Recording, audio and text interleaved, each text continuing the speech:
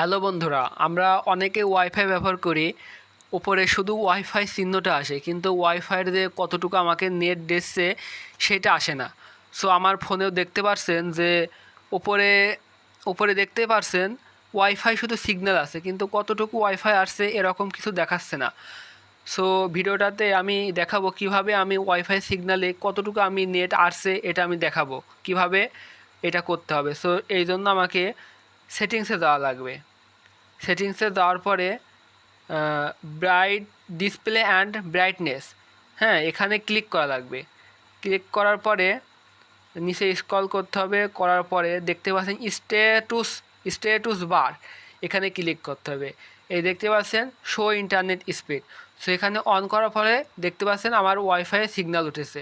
হ্যাঁ, অফ করলে অফ হয়ে যাবে, আবার অন করলে ওয়াইফাই সিগনালে কতটুকু আমাকে এমবি আসছে এটা দেখাচ্ছে।